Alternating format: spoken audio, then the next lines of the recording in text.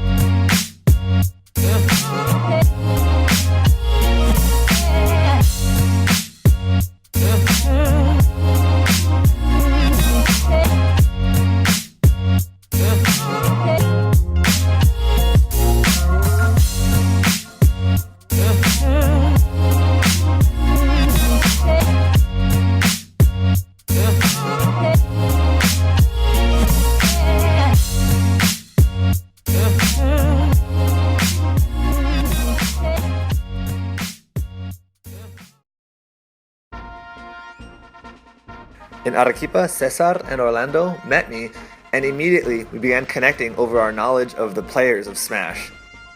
We talked about Boom Fan, we talked about Isaiah, of course, but he began to educate me on some of the other players in South America. ¿Quieres que Wario viene aquí? Sí, es que han venido americanos, canadienses, mexicanos, ¿qué más? Chileno. Sí. Alfa vino, ¿verdad? Alfa es el mejor de Chile. ¿Alfa? Alfa. ¿No Shalaka? No. I had learned that Chile had a depth of really good players. I'd heard of Shalaka from Genesis 3, but I'd never heard of Alpha, and watching a few of his videos and hearing what Orlando had to say about him made me realize that there is a lot of talent in South America. We then further discussed the dream of unifying the entire Smash community.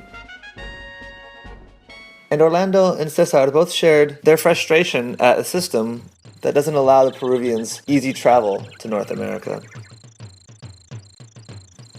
Others have recognized this issue as well. So basically, in Peru, there's like a group that's considered the best, and Albans wouldn't consider himself the best, but he's among the best, such as himself, Gerson, Estrada, and like Gohan. And they would love to come and, you know, show their ability to win as well. But one of the big problems is obtaining the visa. Yeah. A solution that Cesar offered is that all the players of the world come to a tournament in South America.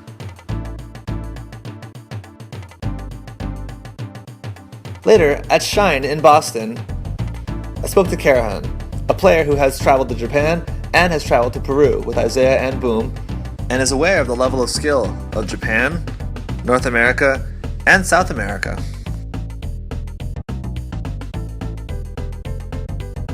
Karahan, or Dajjal as he is sometimes called, had this to say about unifying the Smash scene. The main impediment to having tournaments with lots of people from other countries is the visa process. So like, we have a lot of good players from Peru who need a visa to get to the USA, but it costs like $200, and that's a lot for them because their minimum wage is like 50 cents an hour. Yeah. But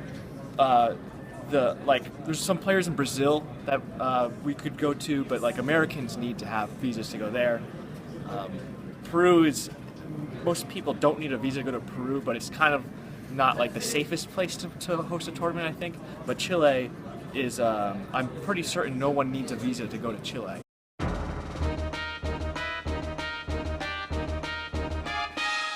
For the first time ever, in August of 2016, at Super Smash Con in Virginia, Alvin from Tacna traveled to play against the Japanese, North Americans, and many other players from different regions.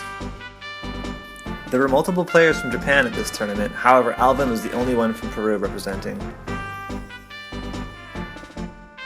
Many players in the Peruvian community were disappointed with Alvin's performance at Super Smash Con.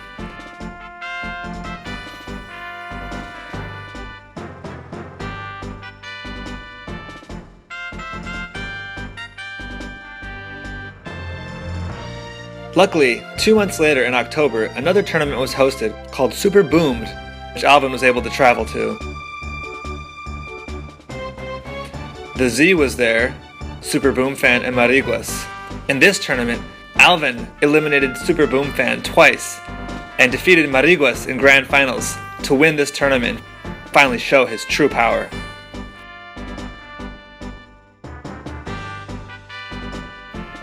But the dream was still unfulfilled. The dream of all regions of the world heavily represented at a tournament had not yet happened. Cesar and Orlando both agreed with me and had a strong passion to play more players outside of their region. They also agree with Karahan in thinking that the solution to bring all players together is a tournament in South America.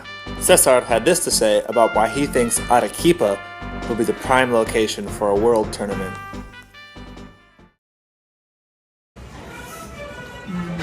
Te puedo dar dos razones, dos buenas razones. La primera sería las distancias. No es la primera vez que se ha hablado de eso.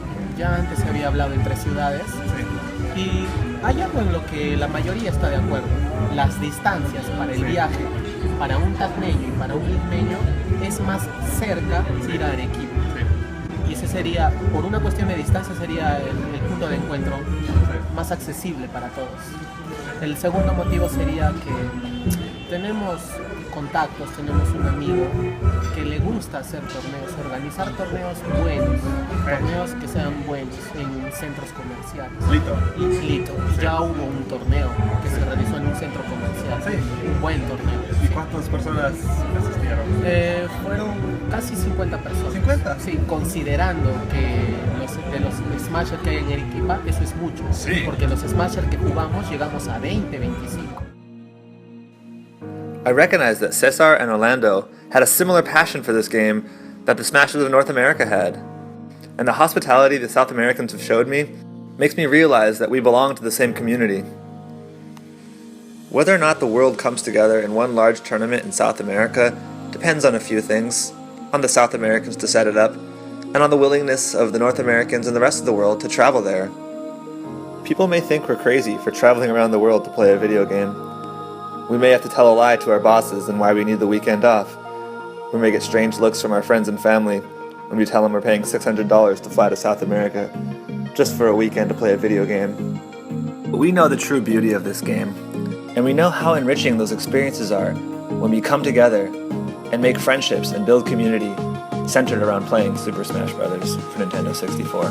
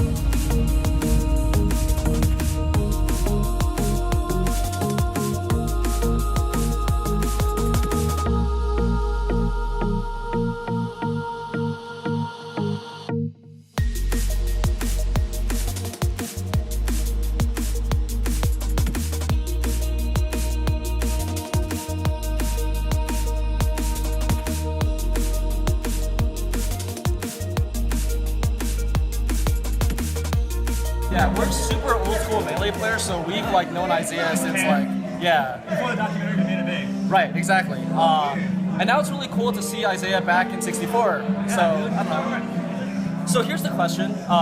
Does he try? Does anyone know?